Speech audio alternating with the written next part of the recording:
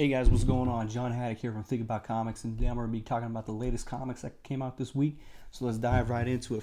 Let's go with the independents first. From Image, I got Adelphia. It's a great detective story that just came out. The artwork is fantastic. It's very dark. It's very gritty, very gothic. It got a ton of scary vibes when I'm reading the book. It reminds me of like the old Kojak and Night Stalker books. You know, it's not X-Files, but it's kind of like, you know, that hidden agenda kind of stuff where no one knows what's going around to cover it up. It's just there, and you know, this guy's unearthing it for the first time. Really great read. Follows the story of this beat cop. His dad used to be a big detective. They didn't get along. Has some issues going back and forth between them. What's interesting about it is he reads his journal and finds that his latest case, the case that he died on, there's some supernatural stuff going on with it, and he doesn't know if his dad's crazy or not, and he just wants to put it to rest. You know, I think he mainly wants to figure out if his dad's crazy so he can sit there and justify why he doesn't like him, and really put that stain on what his reputation was, because his dad is a really great cop, and the son looks at him as not being a great person to be around. Great read if you haven't picked it up. My next book from the independent scene is by a publisher called Black Mass. It's called Space Riders. This is a fantastic book. I really had a good time reading it. The art it looks like an LSD acid trip. It's crazy, extra violent, you know, hardcore swearing content, maybe a little too much. If you're looking for substance in a book, this really isn't it. Most of the panels just action, maybe 4, 5, 6 words on a page. It was just a fun read, fun to look at it. It really reminded me of like the old school heavy metal magazines, like an old school, like a more heavy metal version of like a Jack Kirby Fantastic Four Cosmic Fight. That's what this is. Great book. This is actually the third story of this series. I read this, didn't really know what was going on, had to look up some of the backstory. Ended up buying volume 1 online because that's how much I got into this. I read this twice. It was just really cool to look at. The storyline is pretty much like a, I guess like a Mad Max meets, like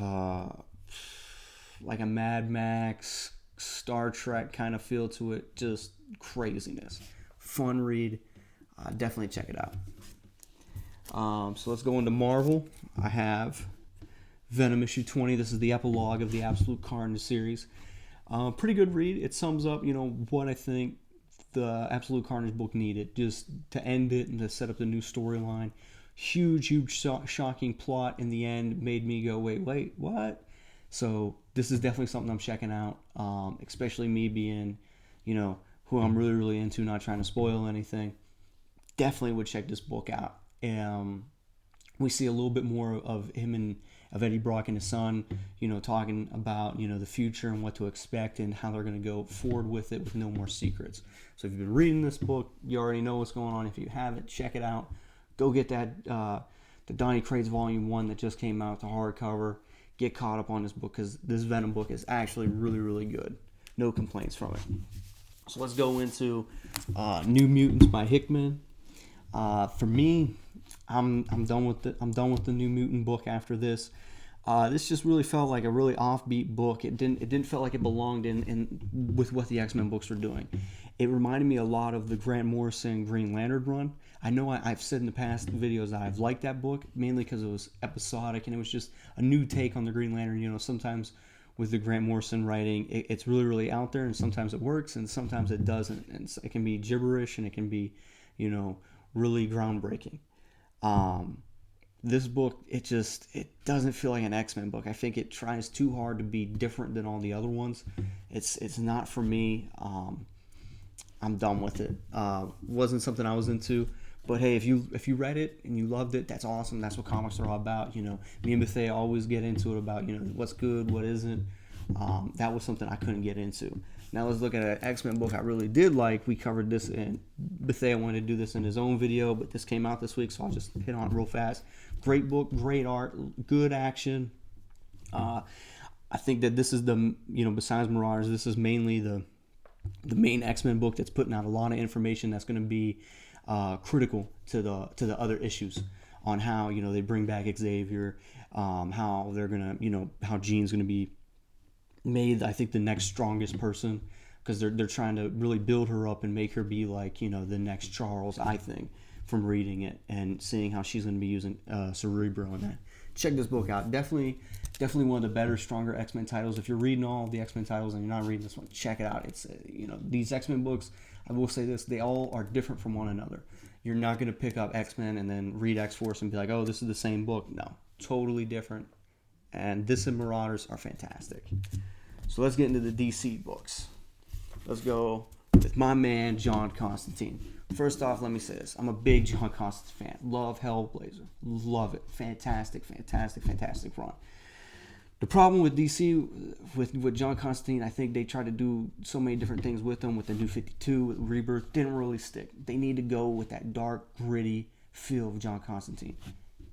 The Black Label imprint did that. This book made me feel like I was reading one of the old school books. I loved it. You know, it's violent, it's dark, it's edgy. He's not a hero. He's not a good guy. He's not a bad guy. He's John Constantine. And that is what this book captures. If you like anything related to like TV shows like Evil or Supernatural, any kind of that stuff, check this book out because it's super fun. It's not too heavy on the magic, not too heavy on the hero stuff. Nothing, no costume heroes, none of that stuff. He's in his own contained universe. From what I've been getting the feel of it, with the Sandman universe, great book. Definitely check this one out, guys. Definitely check this one out. Let's go to Action Comics 117. We got these covers where they don't say what it is. You're the villain. I'm not a big fan of these covers so far. This is done by the art, J.R. Rotmana Jr., and then we got Michael Bendis writing this. This book, let me say this with the Superman run. It hasn't been what I've expected. There's been a lot of highs. There's been a lot of lows. More lows than highs. But if you're a Superman fan, you can find, you can get your Superman fix where you need it from these books.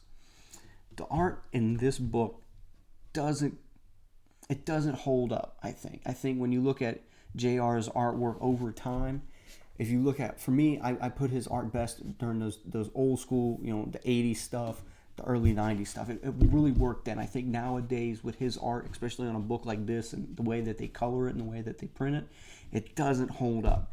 And everything's very blocky, and what is supposed to be like, you know, really cool battle sequences where we see, you know, just how much destruction this new Legion of Doom with, you know, Apex Predator Luthor.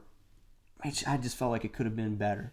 We get that story, and then we go back to the, you know, the newsroom stuff, which I like the newsroom stuff. I think it's been an interesting, you know, kind of like mystery story. The thing that I am a little disappointed with this book, if you've been reading Leviathan, the book ends with to be continued in Action Comics. That's why I was super psyched for this to come out, because I thought I was getting the continuation of that story. Instead, I'm getting the Year of the Villain stuff with the Justice League stuff seeping over into this book.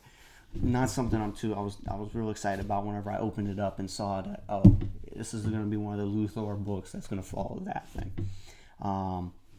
It is what it is. I had fun with it. Am I still going to read Action Comics? Absolutely. Diehard Superman fan. Here's another go-to book that I've been getting, and it's the last one that I got this week.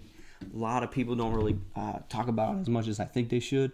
I think this and Daredevil are probably the most underrated books out. The Flash book has always been, for me, a go-to book that hasn't really disappointed me. Sure, there are some issues that I've went, come on now. But overall, this book continuously puts out a pretty good story. They're incorporating a lot of new things to the Flash. I mean, yeah, Barry Allen's still whining about his mom and relationship with Iris, and he blames himself for a lot of stuff. But at the same time, we're getting a lot of new characters.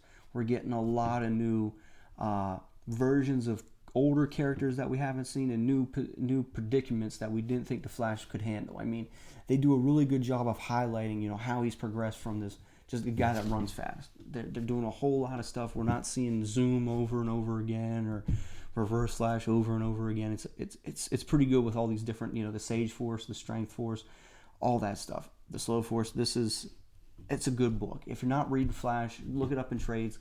Get caught up on it. Check it out. You know, please check it out. It's been a good read. It's nothing that's groundbreaking. You know, it's no Immortal Hulk or anything like that. It's a fun read. That's all my comics for this week, guys. Stay tuned to what we're going to keep on doing more stuff.